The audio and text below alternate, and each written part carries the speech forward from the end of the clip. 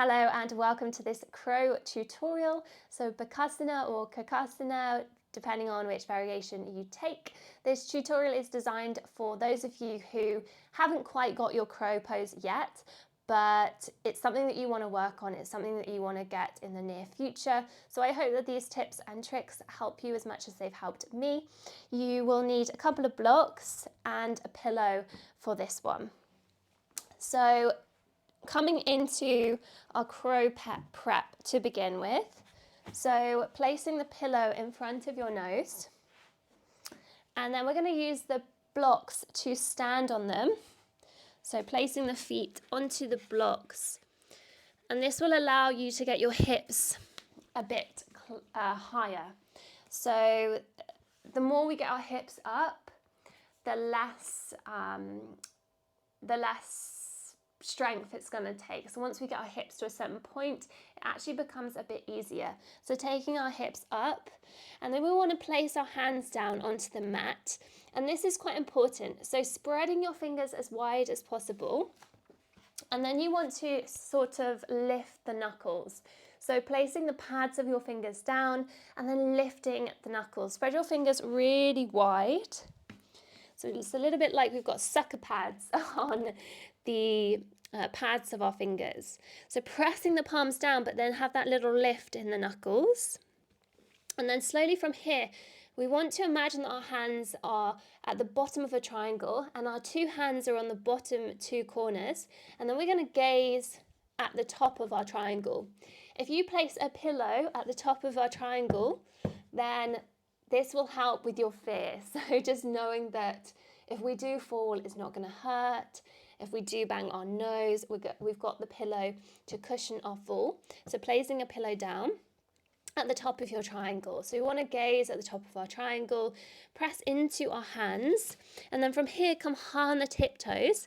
And then I often teach knees on the outer edges of the arms for beginners, but some people do actually prefer to come straight into our Bakasana variation, taking our knees to our underarms.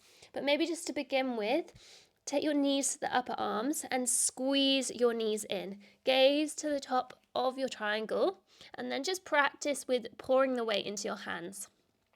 Maybe lifting one foot, lifting the other foot. So you can do these little toe taps. Maybe trying the other variation, taking your knees into the upper arms. I actually find this one a bit easier.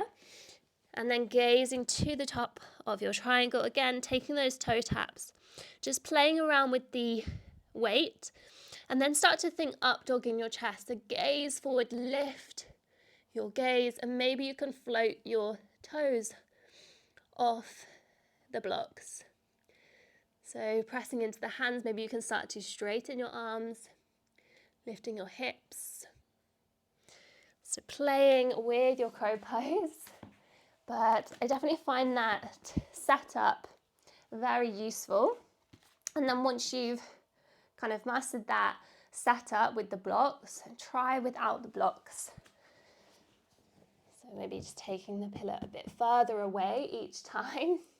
And then again, pressing into the pads of your fingers, lifting high onto the tiptoes. Really lift your weight forwards, lift your hips, gaze to the top of your triangle, and then lift your gaze even more. Good. And lift your feet. Squeezing your heels towards your glutes. Playing, falling, whatever happens is absolutely fine. This is why we practice these poses, why we break them down, and why we feel a sense of accomplishment when we get there. It's all about the journey, it's all about the process. Nothing really happens when we come into our crow pose. Nothing enlightening happens.